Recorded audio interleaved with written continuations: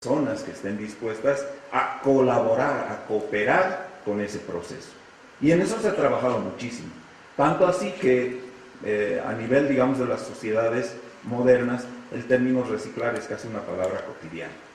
Pero una palabra cotidiana que no es muy conocida a fondo.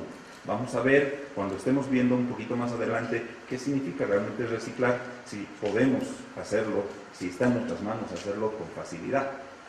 Reutilizar es un término que se define como un poquito paliar el problema a partir de que hay cosas que no las tenemos que descartar tan fácilmente.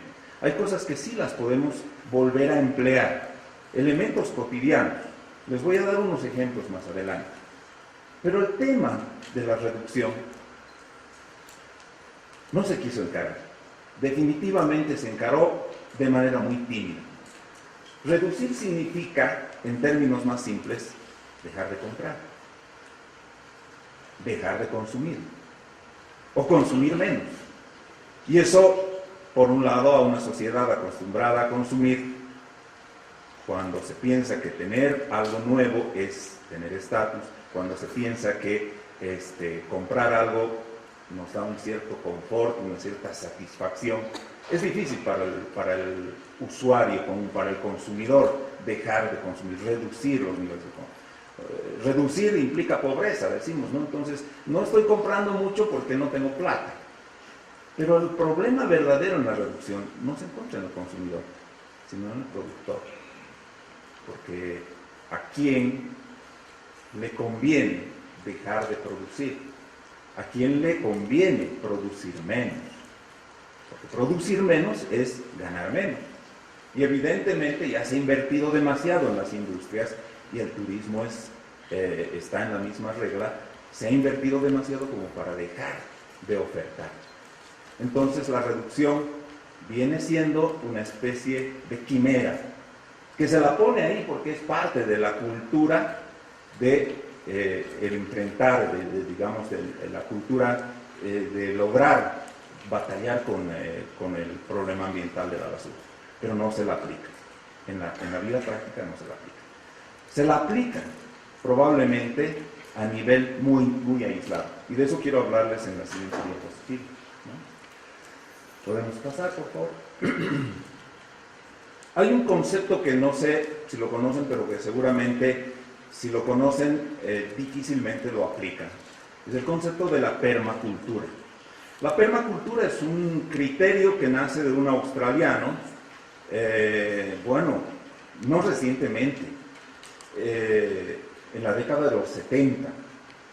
Y empieza con el concepto, con la idea de que debería hacerse formas de producción más permanentes, agricultura al principio, y posteriormente una serie de elementos culturales, de comportamiento, de actitud, una filosofía diferente de encarar la vida cotidiana.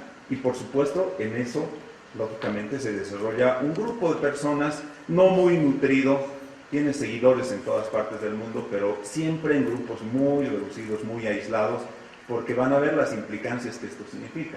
Ahí tenemos que la filosofía fundamentalmente nos dice que hay que mirar la naturaleza de otra manera, hay que reflexionar sobre el comportamiento de los elementos de la naturaleza en vez de aplicar y desarrollar labores prolongadas e inconsistentes, entender plantas y animales, todas sus funciones, y en lugar de tratar a las áreas como sistemas monoproductivos, entenderlas como un conjunto de relaciones que estamos vulnerando si ingresamos a ellas. Pero, lógicamente, este principio inicial, por favor, la siguiente, se convierte en una filosofía compleja, que está expresada por esto que se llama la flor de la permacultura. Es un nombre un poquito pintoresco para que la gente a veces diga, una flor, se interese. Ambientes construidos, manejo de la tierra, tenencia de la tierra, economía y finanzas, bienestar físico, espiritual, educación y cultura, herramientas y tecnología. Es decir, aspectos cotidianos de la vida han tratado de encajar en esta filosofía del respeto a la naturaleza. Lógicamente, alrededor ustedes van a poder apreciar de esos elementos componentes fundamentales, van a poder apreciar que existen herramientas específicas, o podríamos decir actitudes específicas, dentro de las cuales, cuando vemos herramientas y tecnología, estamos viendo la reutilización y el reciclaje, ¿no? Entonces, ¿quién aplica la permacultura? Para empezar, es un poquito desligarse del sistema. No del todo, pero por lo menos parcialmente intentar desligarse del sistema económico que es global. Y eso significa casi tratar de tomar en mano propia, en vez del discurso, tratar de llevar a la actitud, al acto específico, todos esos principios de respeto a la naturaleza, de vivir sosteniblemente. ¿Y qué se traduce esto? Casi regresar a la época preindustrial, ¿no? Entonces, ¿quién lo va a hacer?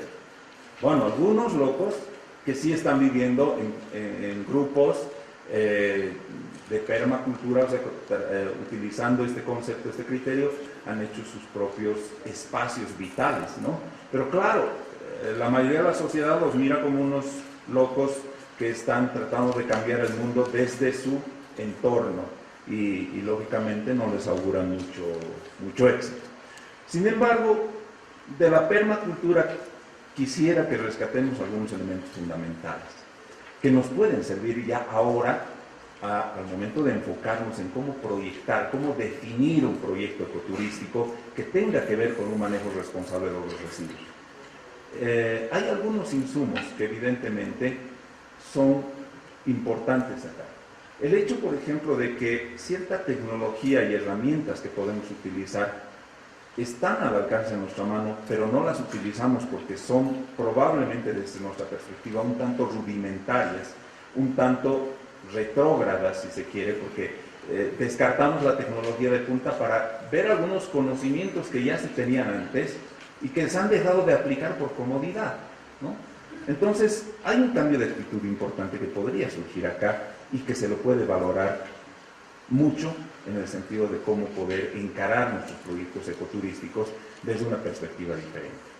Hasta aquí, esta primera reflexión que tiene que ver justamente con la raíz del problema.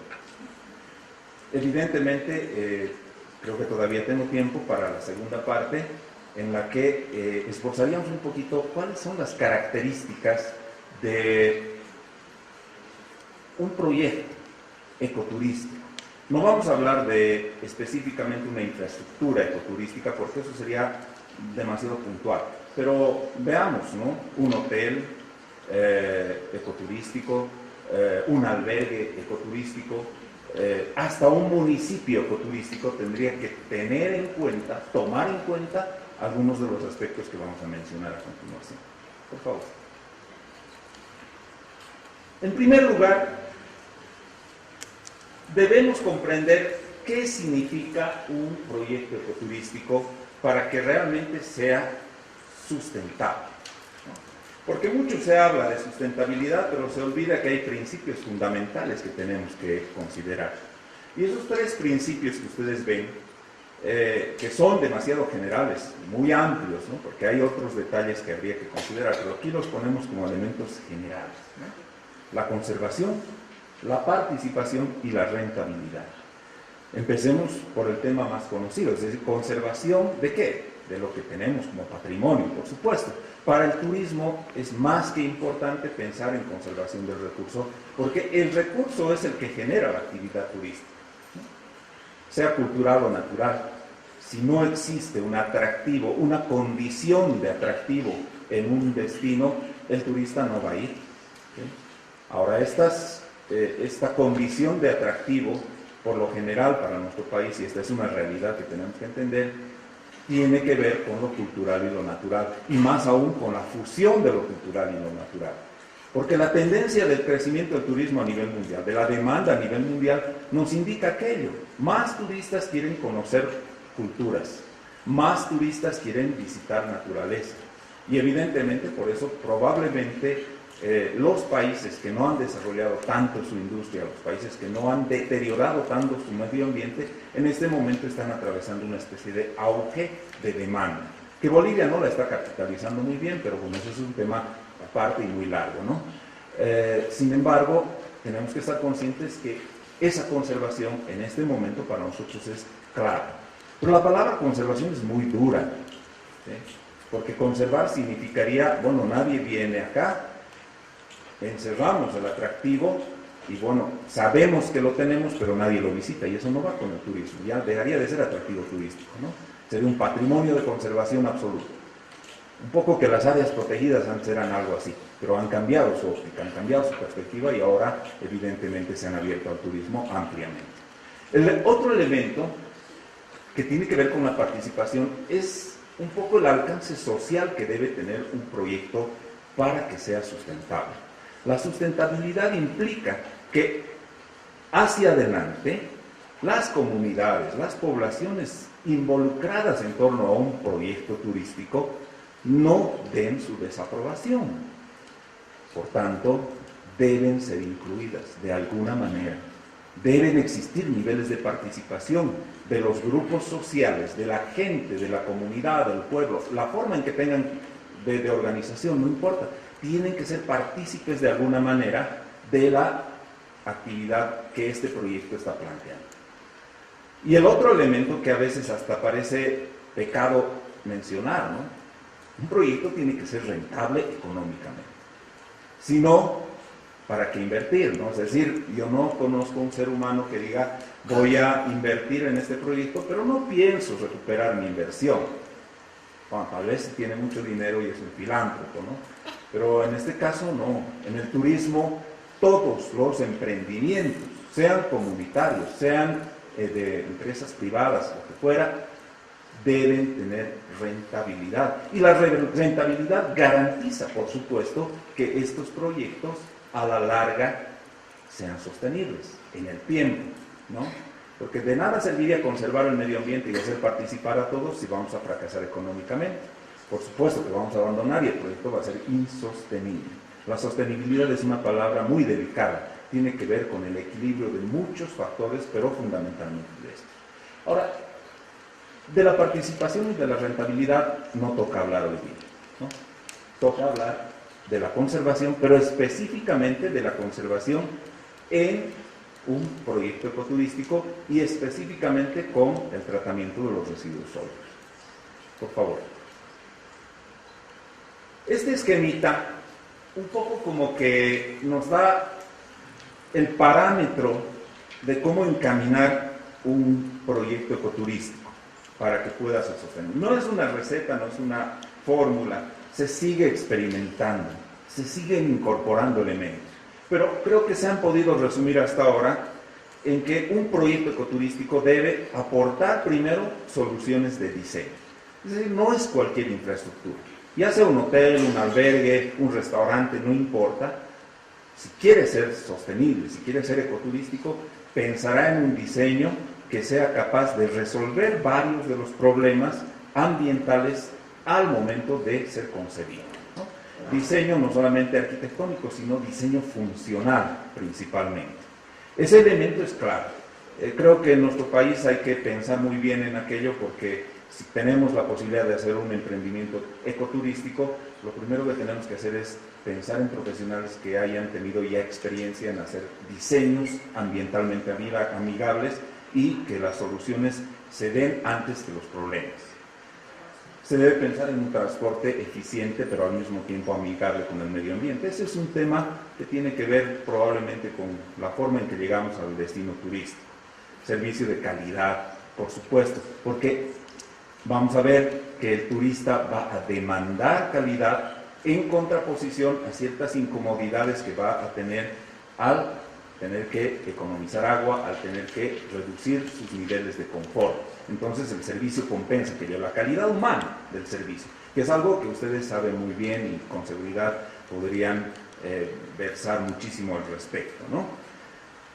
Por supuesto hay que considerar el uso de energías alternativas y creo que hay varias otras charlas que ustedes han tenido y van a tener que tienen que ver con ese tan importante detalle que es cómo utilizar las mejores energías que sean ambientalmente sostenibles.